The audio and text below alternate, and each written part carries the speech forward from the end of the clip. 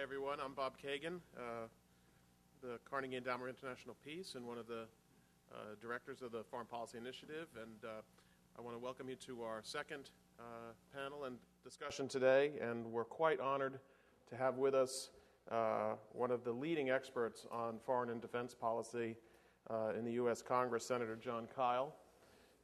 Senator Kyl, as I'm sure you all know, was elected to the Senate from Arizona in 1994. Re-elected in 2000 and 2006 after having served 4 terms in the U.S. House of Representatives. He's the Republican whip, which makes him the second-ranking member of the Senate Republican leadership. Serves on the Senate Finance Committee, where he's the ranking Republican on the Subcommittee on Taxation and IRS Oversight. He's also on the Judiciary Committee and the ranking Republican on the Subcommittee on Terrorism, Technology, and Homeland Security. As I said, he's one of the leading experts on foreign policy and defense policy, and he's going to talk for 15, 20 minutes or more, and then we will have a conversation, which I will ask Senator Kyl some questions, and then we'll open it up to you all to ask Senator Kyl some more questions. So please join me in welcoming Senator Kyl. Thanks, Bob. Thank you very much. Thank you. Thanks very much. First, I note Bill Kristol, of course, is not with us today, and I know that we all join in expressing our sympathy to Bill and his family for his father's passing, a true giant in American history. Well, what a difference a year makes. You remember the campaign? It was just a year ago that Barack Obama was campaigning for a new approach to foreign policy. We would work cooperatively with others, whereas the Bush administration only wanted to go it alone. We would not be afraid to talk to any nation, even including Iran. We would rebuild the U.S.-Russia relationship, presumably damaged by George Bush, despite his considerable focus on the U.S.-Russia relationship. It boiled down to a promise that if elected, Obama would not be Bush, and it came to be known as reset. Now, as president, in July in Moscow, President Obama announced, and I quote here, that the President and I agreed that the relationship between Russia and the United States has suffered from a sense of drift. We resolved to reset U.S.-Russian relations so that we can cooperate more effectively in areas of common interest, end quote. Well, now I think we have an idea of what the President means by reset, specifically relating to Russia and Iran. And that's what we'll discuss today. I would submit to you that the early returns are not encouraging. That Russia has hurt, not helped our efforts to stop the Iranian nuclear program, that we've conceded too much for too little in the START negotiations, that we've not convincingly interposed any objection to Russian action in places like Georgia, Ukraine, and elsewhere. And just late last week, we caved in to Russia's demand that we scrap missile defense plans in Poland and the Czech Republic. Much of this failure, I believe, is due to a lack of clear-eyed understanding of Russia today.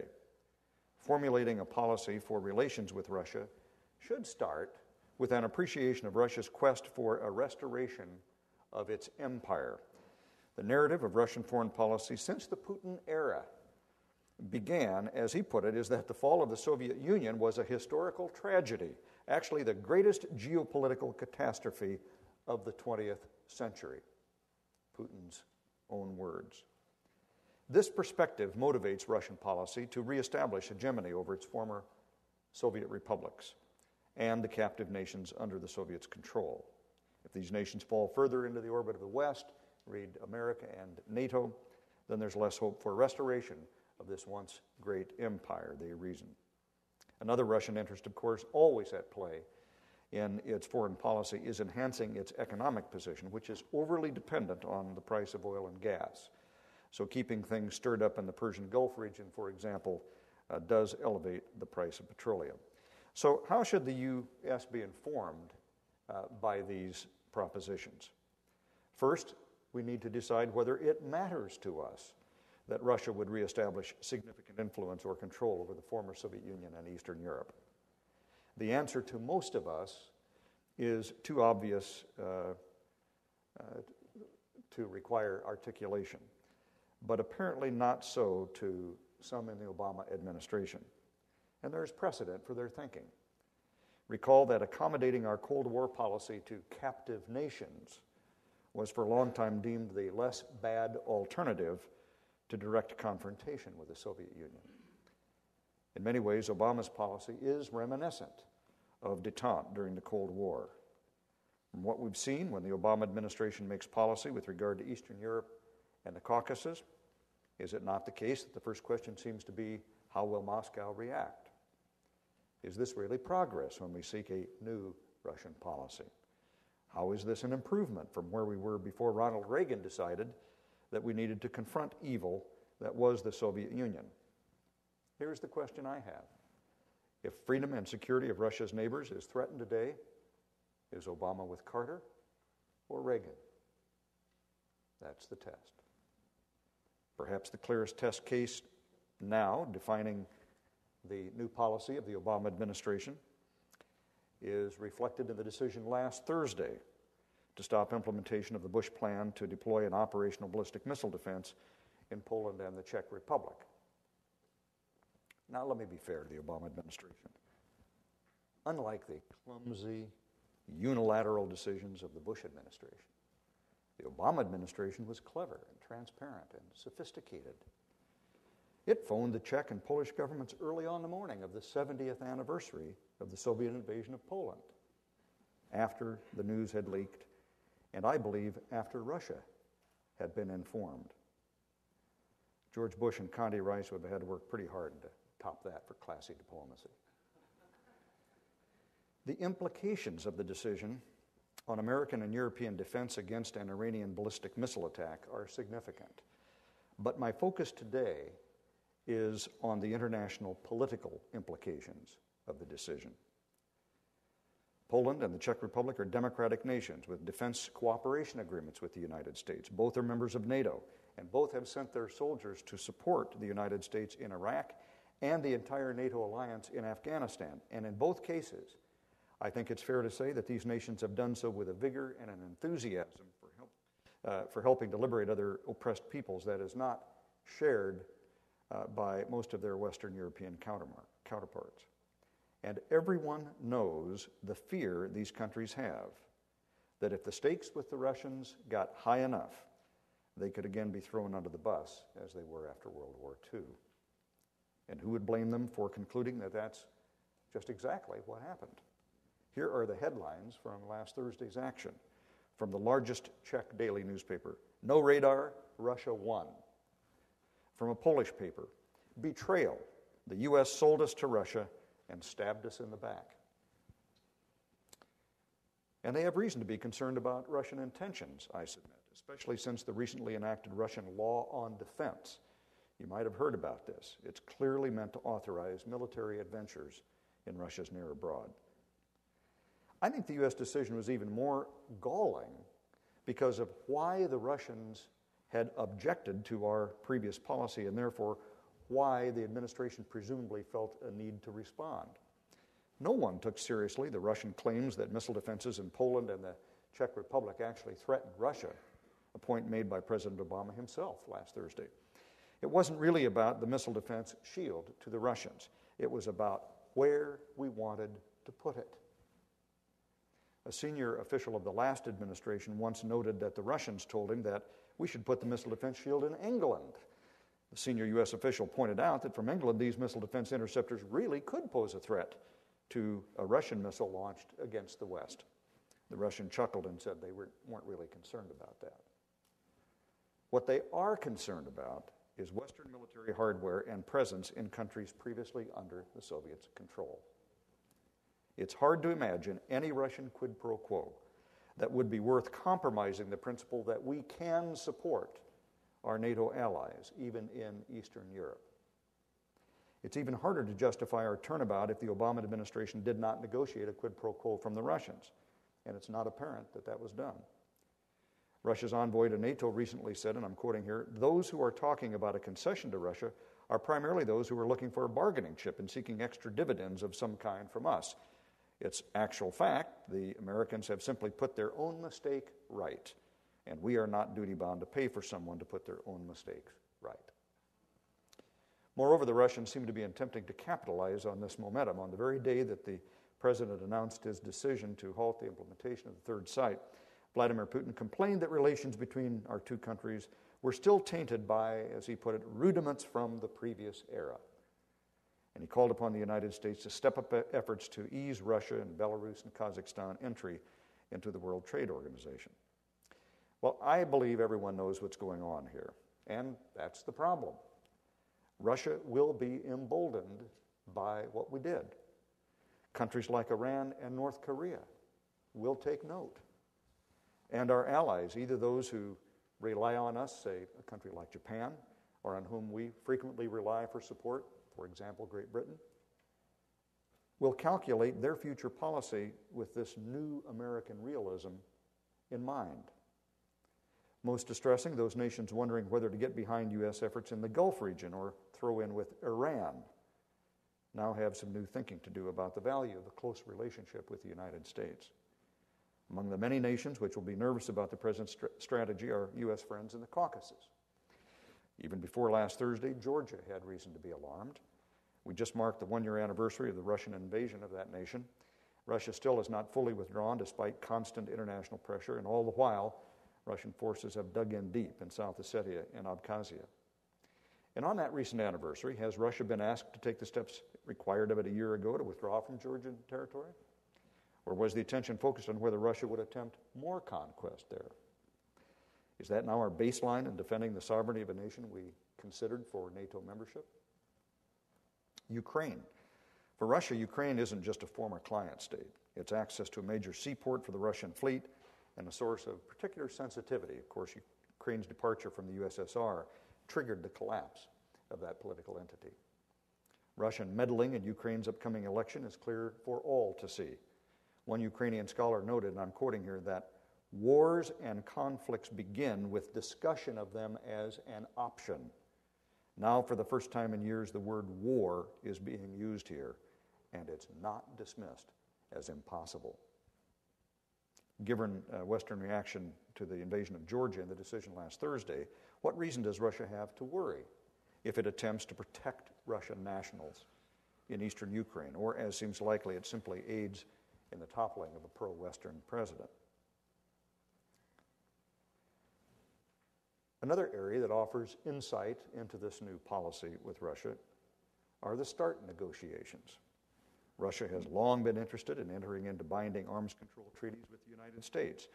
Reason's clear. Russia knows the United States does not cheat. We abide by international agreements, and that's important to Russia because if they can lock the United States into reducing our military capacity, they can feel confident that that commitment will be kept. For example, Russia is greatly concerned about the fact that its nuclear weapon delivery vehicles, its missiles and submarines, for example, are rapidly aging and they're going to be expensive to replace. Russia is also concerned about U.S. capabilities to develop non-nuclear global strike capabilities and missile defenses. And, of course, Russia doubts its ability to match U.S. capacity. Russia also sensed the great interest on the part of the incoming American administration in arms control treaties. After all, treaty negotiations mean signing ceremonies on the international stage. For Obama, it's a foreign policy accomplishment. For the Russians, validation of their importance, equivalence with the United States. There's no question that the START Treaty, more specifically the verification and confidence-building measures of the treaty, should not be allowed to expire. Despite the fact that the 1991 START Agreement expires this December, the administration decided to pursue a far grander treaty with the Russians than was necessary or can probably be negotiated in the remaining 2 months before the expiration of the original treaty. What's more, the administration failed to capitalize on Russia's interest in this treaty by insisting on examining matters of greatest interest to the United States and to our allies, such as Russia's 10-to-1 advantage in tactical nuclear weapons vis-a-vis the United States. Unfortunately, the administration's negotiations with the Russians on the START follow-on treaty appear to have less to do with addressing these issues than with furthering the president's pledge of working for a world without nuclear weapons. Yet, as Secretary Gates has noted, Russia is in fact increasing its reliance on nuclear weapons, while the U.S. is the only nuclear weapon state without a plan to modernize its nuclear weapons. In view of the events of last Thursday, the administration has, I suggest, complicated its work in completing this treaty, at least in the U.S. Senate. Senators on both sides of the aisle warned the administration since the beginning of this year not to accede to Russian demands to link START to missile defense.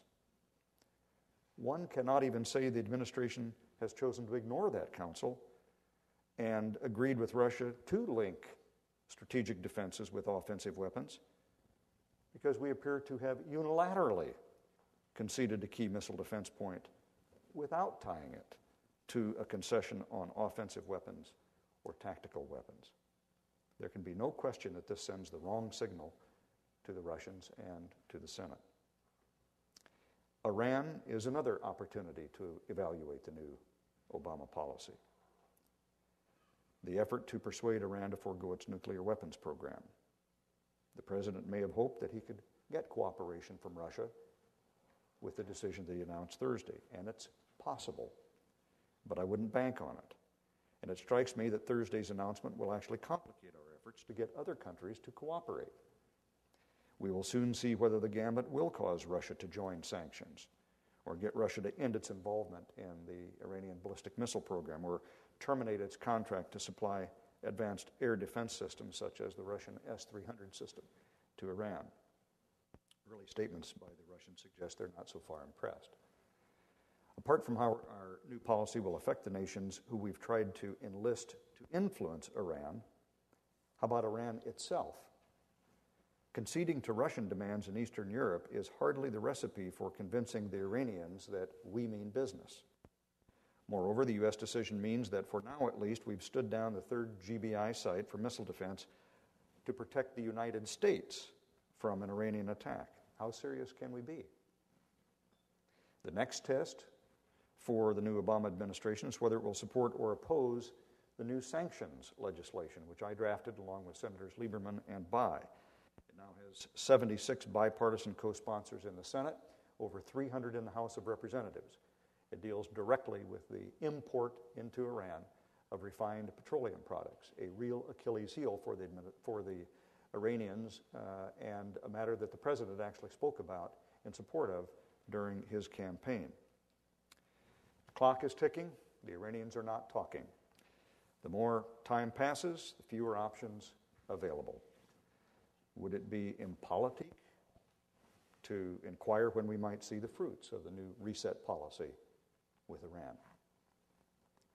Well, here's my conclusion. The early returns, as I said, of this restart policy are not encouraging. It appears to appease our adversaries and turn our back on friends. I haven't even mentioned South and Central America, where there are examples of the same.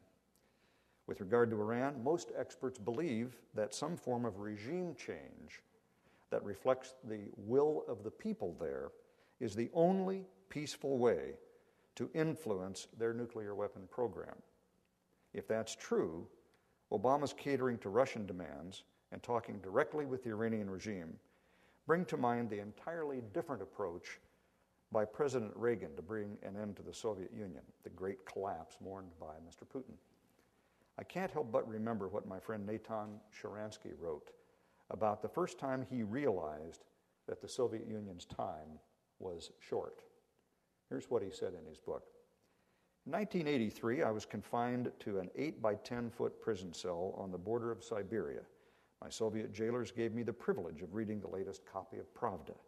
Splashed across the front page was a condemnation of President Ronald Reagan for having the temerity to call the Soviet Union an evil empire. Tapping on walls and talking through toilets, word of Reagan's provocation quickly spread throughout the prison. We dissidents were ecstatic. Finally, the leader of the free world had spoken the truth, a truth that burned inside the heart of each and every one of us. A policy of engaging Russia that is based on making Russia's concerns of greater importance than those of our natural allies, free democratic people like those in Eastern Europe, the Caucasus, is not going to work, but it's wrong. It undermines the efforts of Iranians, like those we saw protesting after the June 12th elections, people who would institute a more representative government. I agree with Lech Walesa and Václav Havel, who recently wrote to the president to express their concern about the cost of reset with Russia. Here's what they said. A strong commitment to common liberal democratic values is essential to our countries. We know from our own historical experience the difference between when the United States stood up for its liberal democratic values and when it did not. Our region suffered when the United States succumbed to realism at Yalta, and it benefited when the United States used its power to fight for principle. That was critical during the Cold War and in opening the doors of NATO. Had a realist view prevailed in the early 1990s, we would not be in NATO today, and the idea of a Europe whole and free and at peace would be a distant dream. Well, they're right, and it's a lesson worth remembering rather than resetting. Thank you.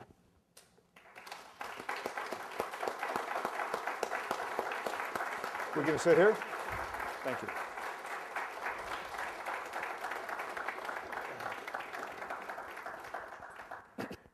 Well, thank you very much, Senator, for that. I think there's a lot of meat to chew over, and I'm going to do my best to put myself in the position of an Obama administration official and maybe pose some questions that they might pose. For one thing, you make a pretty one-to-one equation between the Soviet Union of a few years ago and Russia today. And I bet they might ask, is that really a fair comparison? Do you not see any distinction between Putin's Russia and, I suppose you might say, Brezhnev's Soviet Union? Sure. But my point was that the United States, in developing a policy with Russia, needs to be clear-eyed about Russian intentions. And that starts with what I believe is first and foremost in their minds when they wake up every morning. At least this is true of Putin, I believe, and I suspect of Medvedev. When he says that the greatest catastrophe of the 20th century was the dissolution of the Soviet Union, and when you see the many efforts on the part of the Russian government to reestablish a degree of control, if not real hegemony, over its near abroad, countries that were either under the dominance of the Soviet Union or were actually part of that government, then you have to conclude that a big part of their foreign policy is based upon the proposition that they want to reestablish that control and that influence, which ought to be factored into U.S. thinking. So apart from the technical change in protection of the United States against a intercontinental ballistic missile attack from Iran that one could discuss with respect to this decision last Thursday, how did our policy relate to what we know is a key part of Russian thinking to establish that control? We did everything wrong if we wanted to send a signal that they shouldn't even think about extending that kind of control over NATO allies. Everything about the decision, the way it was made, rolled out, and the reaction that was understandable in Eastern Europe suggests that we blew it if we wanted to send the signal that the Russians cannot reestablish the kind of control that they had before. And that's the sense in which I have made this comparison. I don't mean to suggest that obviously Putin is Brezhnev, but on the other hand, I do agree with my Senator John McCain, who was asked what he saw when he looked into Putin's eyes. He said, I saw 3 letters, KGB. I mean, if Secretary Gates has an editorial, I think it's in the Times, or is it in the Times, defending the decision. And the administration's argument is they're not abandoning anybody. At some point down the road, some kinds of equipment related to missile defense might wind up on Polish and possibly on Czech soil. Their argument is that their missile defense program is a smarter, more cost-effective, more capable program than that which the Bush administration was going forward with. What's your response to that? Well, to be fair, the book hasn't been written yet, and that is their allegation, and it could come to pass that much of that, at least some of that, could happen. That's the way that they try to sell it. And I'd be happy to get into detail about that. Let me just mention a couple details. One of the things they argue is that the GBI, the ground-based interceptor that we have in Alaska, for example, is that they can substitute for that a real hot and clever version of the Standard Missile 3, SM-3, ground-based. But it's not a missile that has yet been developed, or let alone tested. And I'm not at all confident that it would be as effective against an intercontinental ballistic missile that might be launched against the United States as it would be against an intermediate range missile launched against a site in Europe. I would have some confidence of the latter. But this was never mostly about that. Now, there's an irony here because I'm talking about the Poles and Czechs and so on. But even as the Russians were mostly concerned about where something was put rather than its capability, so too were the Poles and the Czechs. The fact that something was put there as part of NATO that mostly protected the United States rather than NATO was not the main point. But it was certainly a point to me. That's the reason for, they call it the third site. It's the way to fill in the blanks that the other two American sites leave open. And they argue that in the 5-year period or so that it would have taken to insert the GBI system, that this system can actually be up and running and it'll be more robust against the shorter-term threats, and they even claim some capability against the longer-term threats. All of that remains to be seen. We'll have to appropriate the money. They'll have to have a plan. They'll have to develop a missile. They'll have to test it. It'll have to work. The Poles will decide they want the missile, and there are other issues related to the radar. All of that could theoretically happen. But again, to me, the thing that I'm talking about today is, whatever all of that is, how does it affect the reset policy with Russia, and how has the decision, as it's been rolled out, how do we evaluate the decision in that context? And I don't think you can argue that failing to discuss this thoroughly with the Poles and Czechs in advance, letting them get out in front and say, actually, this isn't all that bad, it's a change in direction, not a termination of the plan, and somehow dealing with that with the Russians in a way that is fair, but doesn't simply make a concession to them to lead them to believe they can continue to exert this pressure in Eastern Europe. All of those were deficiencies in this policy, and it was more in that context that I was discussing it.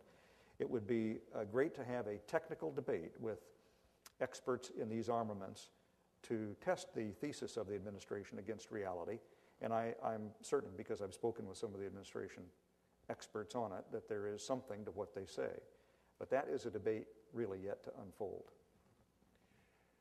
I think another thing that defenders of this broad policy would say is, look, Russia's a strong power. There's a lot of things we need from Russia. We need help in Afghanistan, or at least providing some way of getting there, and not obstructing it. We need some help in Iran, which perhaps may be forthcoming in the future. And maybe even in a broader sense, we need to be able to cooperate with Russia if we're going to create a stable security environment in Europe. So what's wrong with reaching out to Putin, dealing with this inescapable reality of Russian power, and trying to come up with a new modus vivendi? Even if you're not blaming Bush or blaming anybody else, don't we need a new modus vivendi with Russia? Well, all of that is true. I'm not sure about a new modus vivendi. The Bush administration may not have had the most effective policy with the Russians, but in terms of their understanding of what motivated the Russians, I think they would refrain from making a mistake like the Obama administration has made here. It's why I put in my remarks this statement, that I can't think of a quid pro quo to Russia. Now, let me back up.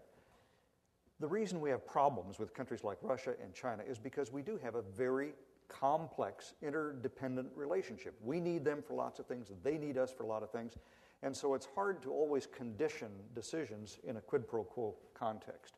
Understood. But there are some basic principles that you can't compromise, and what I said is it's hard to think of a concession from the Russians that is worth compromising our commitment to the freedom and security of Eastern Europe. That's bedrock. That's fundamental. And even as much as we would like to have Russian help with the Iranians with regard to their nuclear program, to me, it's not worth, in order to try to get them to help us there, it's not worth compromising the principle. Indeed, the fact that we rolled this decision out the way that we did and the way that it's been reacted to in Eastern Europe probably sends the signal to the Iranians that might be able to help us out in Iran, don't count on the United States. That's the point I made, quoting Natan Sharansky. You've got to give hope to the people in the captive countries that if they hang in there long enough, we'll find a way to help them gain control of their country and make more sensible policies. Nobody knows for sure that if the real will of the Iranian people were acted out in a change in the regime there, that everything would be hunky-dory with regard to their nuclear program. But the opportunity for a change and a better relationship there would certainly exist. And you undercut the possibility for that foment and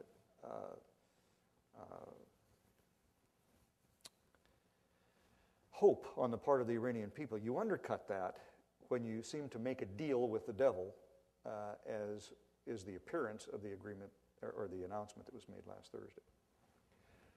Well, you're a highly successful politician, and therefore I think probably have some sense of what public opinion is like on some of these issues. I guess as I look out at the public right now, it's not clear to me that the vast majority of Americans are really concerned about the kinds of issues that you've raised. They probably think it makes perfect sense to try to have a better relationship with the Russians, to go ahead and have a START agreement, to work out some relationship on these missile defense issues. It's not clear to me that they care very much what's happening in Georgia or Ukraine, and possibly even in Poland and the Czech Republic. I mean, do you really think that there is a strong body of opinion in the United States that is troubled by what's going on right now in terms of Obama administration policies? Unfortunately, no. I think there's a nascent public concern that can be tapped into when these things occur. And I do think there's strong support for missile defense. There is support certainly for being with our allies in Eastern Europe. But as World War II fades in the memory, and I look out at the audience here today, mostly folks a lot younger than I am, it's not even a memory, it's simply something you read in history books. And the idea that we celebrated captive nations, I guess it was month. Isn't that what we celebrated the entire month? Reminding ourselves that countries like the Baltic states, for example, were free countries before World War II. And we kept on the agenda that someday they would be freed. That isn't something that's in the consciousness of most Americans today, and it's too bad because it certainly is in the consciousness of those countries, and it animates Russian policy, I would submit. And that's why it needs to be in the minds of our policymakers, if not the American people. But I do think the President, and certainly those in Congress, can help to galvanize public opinion around those actions that require public support when the time comes. We've got a big job to do in Afghanistan. I understand you spoke about that earlier this morning.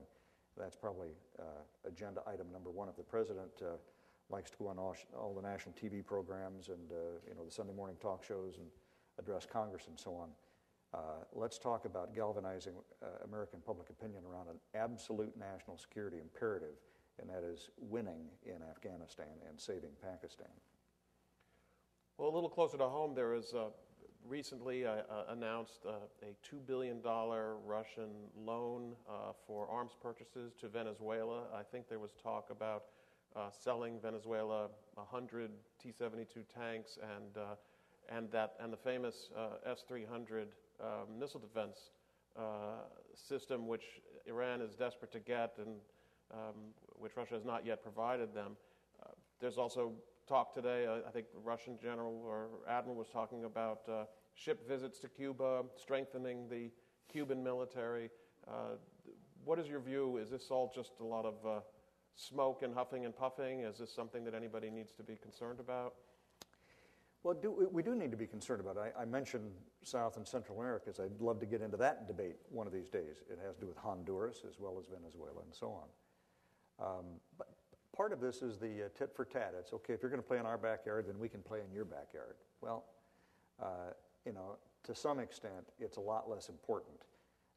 If Venezuela has those missiles, it's probably a waste of money. If they have a bunch of armament from Russia, it's probably a waste of money, unless they intend to become aggressive militarily in the region, say against Colombia.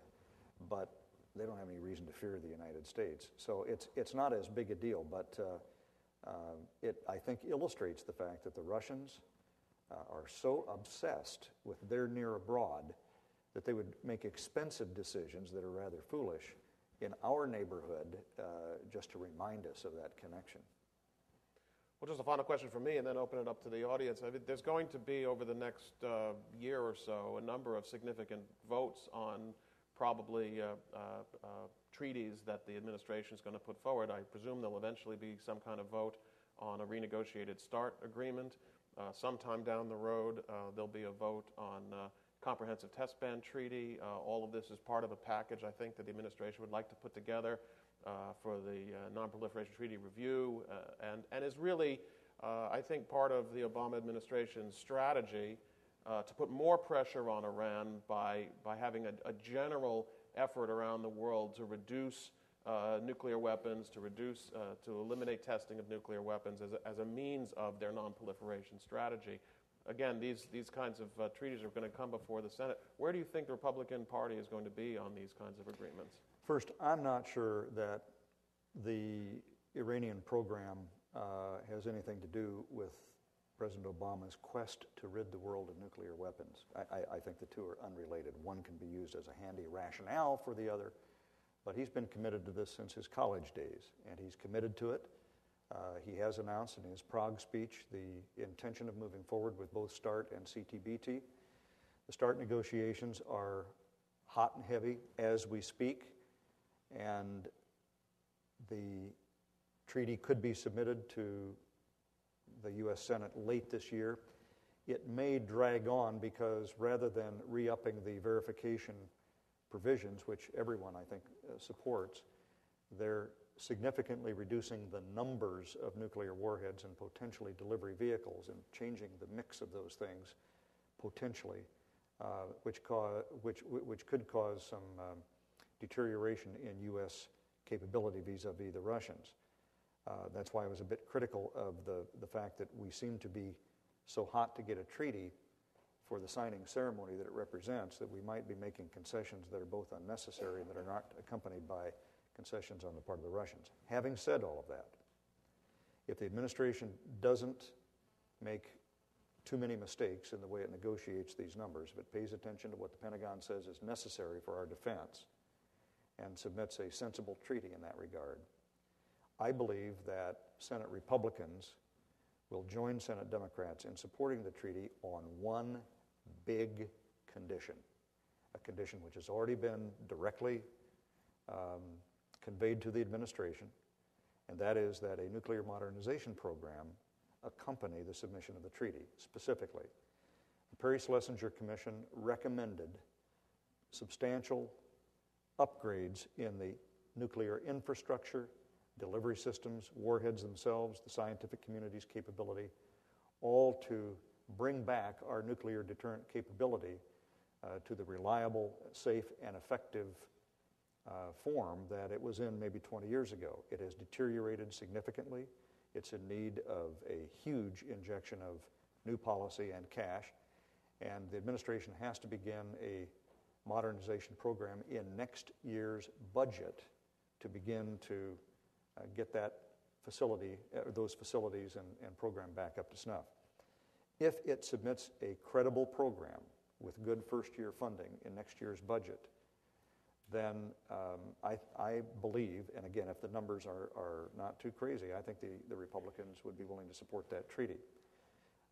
The reason for that is that each year's appropriation process enables us to evaluate progress on the modernization program and progress on the implementation of START, and the two can be directly tied together through the congressional appropriation process. The administration also wants to submit CTBT, the Comprehensive Test Ban Treaty that was defeated 10 years ago in the U.S. Senate. My guess is when START is over with, they will actually submit that treaty. And my hope and expectation is that it will be defeated again.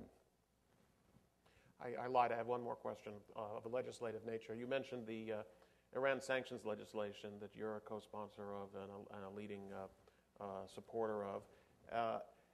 The administration's now going into some kind of negotiations with Iran. I know that Secretary of State Clinton recently said they're not going to talk just to talk. They understand the danger of Iran stretching things out. I get the impression, however, that whatever deadline the administration has in mind is probably end of the year, that they're going to give Iran till the end of the year in order to see if they're serious about talking about their nuclear program. What is Congress going to do during that period? Do you think that Congress will sort of give the administration that kind of leeway, or is that sanctions legislation going to be pushed? Well, that's a great question, and that's why I portrayed it as the last test that I discussed in my opening remarks. The administration says that it's going to look for an early response from the Iranians. Basically, here's the deal. Are you ready to talk or not? And if they hedge, the administration folks say that they're going to say, well, then we're out of here. So they may not actually give them till the end of the year. On the other hand, the Iranians have time and time again proved very clever at tantalizing our administration, Bush and Obama, into giving them another week or two to examine the latest proposal and so on. So it could drag out till then. In the meantime, I've told them that I think it's helpful to them for the U.S. Congress to move forward with this legislation, which was introduced in March, because it demonstrates that the administration does have support to move forward with the sticks part of their negotiating posture. These do represent real threats to the Iranian regime, and that we can calibrate the timing of this in such a way that it shouldn't get in the way of any constructive discussions that might actually be taking place. So that if we have a hearing on the bill, it comes out of the Senate Banking Committee in the month of October, and we schedule it for floor action, we're still looking at the president perhaps signing in the latter part of the year. And again, the timing on all of that stuff can be calibrated. But it would be nice to both send them the signal in the meantime and have something ready to go if the talks do break down. The question, of course, is will the administration view this as positive and not discourage us from doing that, or will they talk to the Democratic allies in Congress and say, no, we don't want to muddy the waters? We'll see. Okay, well, thank you very much. Let's open it up to the floor for people who have questions. I can't see through these lights, but yes, sir, right here on the right. Dan Pollock with the Zionist Organization of America. Senator, thanks for all you've done on these Iranian sanctions. But I'm wondering, even if we follow the timetable you just proposed, is the effectiveness of such sanctions really good enough to stop the Iranians and make them change their mind, given how seriously they seem in this regime to be wedded to moving forward with nuclear weapons? And so the question is, even if these sanctions work, even if we get Russian support for them, is that enough to change the Iranian regime's mind? And since the administration does not seem to be pursuing regime change, what are the other options the United States and its allies have if, in fact, the Iranian acquisition is unacceptable, as everyone involved has said? Well, that's a great question. And there's no easy answer to it, but that's, let me just say that a number of things have to work together simultaneously to put enough pressure on the Iranian regime or allow the Iranian people to exert such influence that there is regime change in a positive direction in order to potentially change their policy respecting nuclear weapons. A new Iranian regime that more is reflective of popular opinion there isn't necessarily going to eliminate their program. But there is a much better chance that we'll have an opportunity to negotiate with them positively or constructively in that scenario. I don't think that just one set of sanctions, for example, will work. The benefit of the sanctions I'm talking about is they are primarily unilaterally imposed. They are things the United States can do without the help of the Russians or Chinese. The question then is, do they then backfill the Iranians by deciding to send them the refined petroleum products? And what about the companies that would then be involved? But I think these sanctions are tightly enough drawn. It would be very hard for them to do that. The other question is, would the Iranian people get mad at us or the regime? And there have been different opinions on that. I think in view of the political situation in Iran today, this kind of pressure could actually redound to our benefit. The Iranians would hold their leadership accountable for the suffering that they end up having to go through. And nobody wants to put the Iranian people through a lot of suffering because, as I said, they are people who do want, by and large, I think, a regime change. They're like a lot of the dissidents in Eastern Europe at the time of détente. They need encouragement from the West, and that's why I said the kind of decision that was announced pulls the rug out from under them as well. So the short answer to your question is a combination of all of the kind of sanctions, the banking regulations that the U.S. Treasury Department is still imposing. We need to get a lot of help from our friends around the world to implement those totally, but we've had an impact. All of the different kind of sanction regimes, diplomatic pressure, and the potential threat of military action, all working together along with other activities that are engaged in, do have the potential for change. Those who don't want a military strike should at least give all of those things the very best shot that they represent. And you undercut that when you send a signal to the Iranian people that we're actually ready to make a deal with their oppressors rather than put pressure on their oppressors. Yes, ma'am, right here.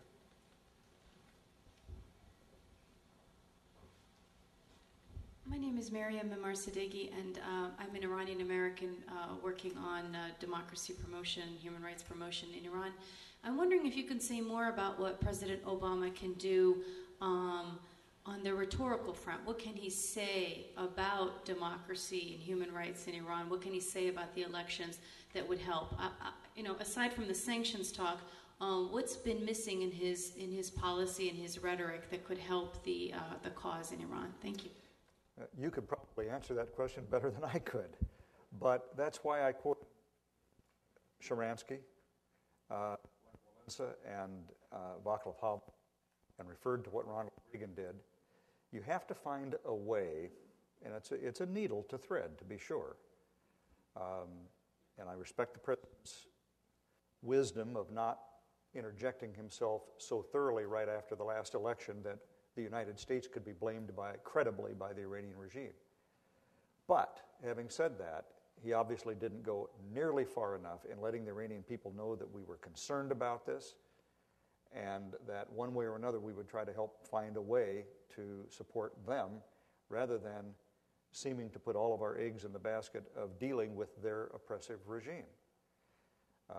There's no simple answer to it, but Reagan had the style and the timing and the way to do it, and he encouraged people like Lech Walesa and the Polish shipyards and people like Havel in the Czech Republic, and he gave encouragement to people like Sharansky, and people all over Russia, I'm sure, noted that same thing. So who knows what the final cause of the breakup of these regimes is, but it's a lot of dialogue, as you say, or the words that people in freedom-loving countries do speak, and finding ways to do that through broadcasts into those countries and in other ways, let them know that if they'll keep up their courage and keep up the pressure, there is a point in time when we'll be able to help them.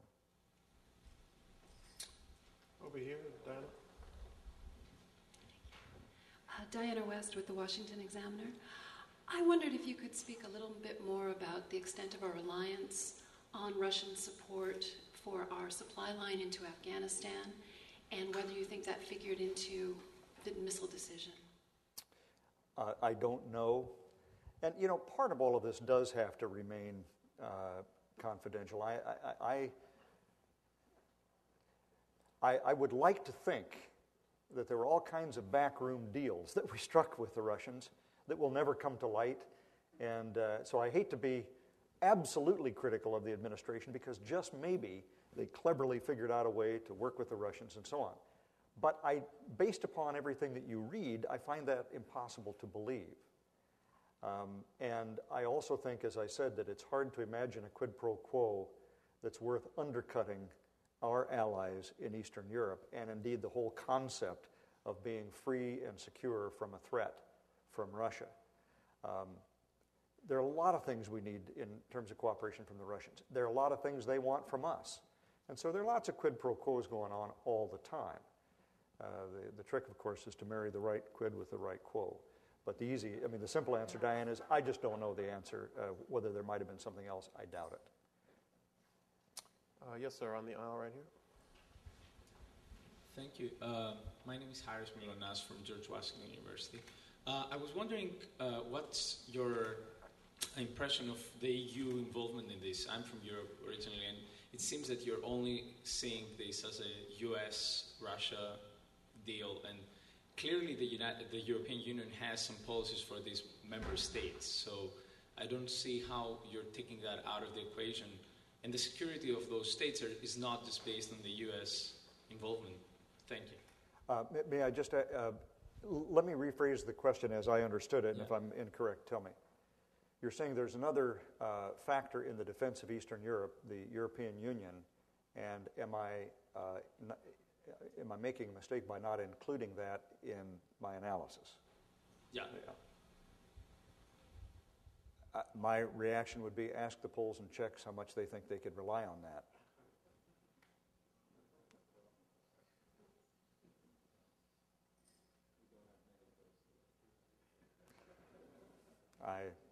I think I'd be with the Poles and Czechs in the way they'd vote on that. Let me put it that way. The Eastern European, the European Union is not going to. We already have NATO, and our friends, our allies there aren't standing up, I think, the way they should, let alone a European Union kind of construct, which nobody can even quite envision yet in a military way. It's all soft foreign power dialogue stuff. I think I see a hand all the way in the back of the room, so I'll stop having front room prejudice here.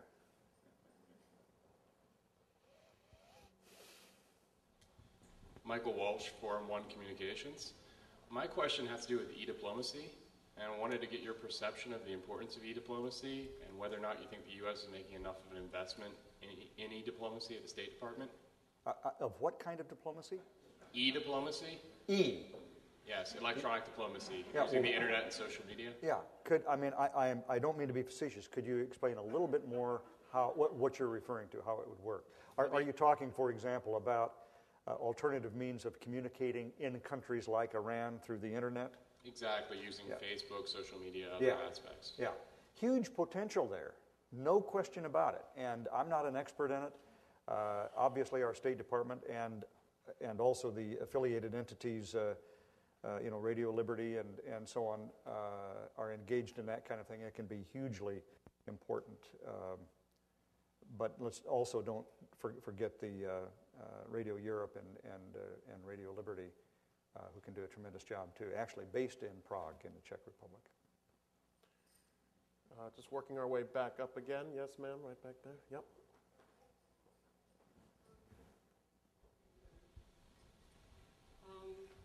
Thank you, Senator Kyl, for seeing it, I think, in very realistic terms. My name is Markéta. I am finishing master's studies in international administration, and I'm Czech. So to hear the fact that my country may be again abandoned, and I know that times are different, but this year we are celebrating 20 years of the Velvet Revolution, and yet it took Czech people quite a long time to warm up to another power, because we have been under one power for so long, and it just seems that the new generation finally was warming up, and then this happened. So I was wondering, how do you think this decision is going to affect long-term U.S. foreign policy, and how is it that the U.S. will be relying on key allies as Czech and Poles? I know we are a small country, but we do have opportunities and means to help and be a valid member. Thank you. Well, most of what I said in my prepared remarks really go to that point. I am fearful that the decision that was made and the way that it was made and rolled out can have but one effect, and that is to discourage people in the Czech Republic and Poland and other countries that the Russians would like to exert influence over. And that's why we have to be very careful about doing it. I mean, part of my underlying message, without being too political, was to compare the Obama rhetoric with the reality. It's hard to govern. It's easy to campaign. When you have to make these tough decisions, you've got to be careful. And this is one of the most clumsy diplomatic maneuvers I've ever seen. They have no grounds on complaining about anything that the Bush administration did, given what they did here. And I'm even going to say that even if you were to concede the technical ballistic missile defense arguments that Bob was getting to earlier, and as I say, we can have that debate later, but even if you were to concede that, the message from this, and after all, diplomacy and statecraft is a lot about timing and message over even reality sometimes. But the way this was done cannot help but discourage people in a country like the Czech Republic. So we've got to be sensitive to the fact that they have lived under this repressive situation. You know, for a half a century they lived under it. And there's still great pressures from Russia. And I don't think they get a lot of help from other countries in Europe sometimes. So it's up to us to be very careful how we approach these things. And there is now some cleaning up to do. And unfortunately, both governments in Poland and the Czech Republic are embarrassed because there's a view, I suspect, among their people that they weren't very adept at dealing with the United States, or that we felt that we could roll over them, or that they didn't matter. Well, that's a terrible situation for allies that we want to be able to depend on us to have to react to that. And they're not going to react by saying, well, the United States actually did the right thing, and they can't claim that they knew about it all along. They're going to have to say, we were dealt with in a very shoddy fashion here, and that's not the way friends treat friends. And unfortunately, for Americans, it's hard for us to believe the charge that we are unreliable allies, because we think we're reliable. We think we're consistent, and that we've done so much good in the world, and we have. We've saved so many people over the years and sacrificed so much that we can't believe that we're viewed as unreliable. And yet, look at the things we do. Time after time after time, we act in ways that tell people that we cannot be relied upon. And it's one of the reasons that we have a hard time getting allies in the world. So part of what I was saying was an indirect criticism of the Obama attacks on Bush, as well as a suggestion that they've got to be much more careful in advancing their foreign policy to understand what the Russians are really up to here, the sensitivities of people in Eastern Europe, and not to make this kind of mistaken decision again, irrespective of what the real arguments are with respect to practical missile defense. The hope would be that over time they could demonstrate that it's really just a shift in the kind of missile defense. It'll still be just as good, if not better, and the Poles and Czechs can be secure that we're putting American people and American equipment, NATO-related, on their soil, which further establishes our commitment to help defend them when the time is necessary to do that. But that takes repair work. You'd like not to have to go back and repair. You'd like to get it right the first time around. Maybe one more question, Bob. I notice, Senator, you're too polite to ask the question or whether she's not comforted by membership in the EU, given the United States is. Yeah. We have time for one more question, sir. Here. I'm preaching diplomacy after all. I know. No, you're very diplomatic. I appreciate that. Modicum of that myself. I make no pretense at diplomacy. Yes, sir. Right there. Yeah. Senator, you said that if CTBT comes again, it will be defeated in the Senate. I said it is my hope and expectation. I'm not guaranteeing it. Now, can I draw a conclusion that at least you will vote against it? I will not only vote against it, but I will lead the defense against it. I will do everything within my power to see that it's defeated. And what I would like to invite you to do, Bob, at another occasion, if you are interested, I would love to have a debate with someone who's for the treaty, or to discuss it, because if anything, conditions in the last 10 years have made it less desirable for us to ratify that treaty than it was 10 years ago.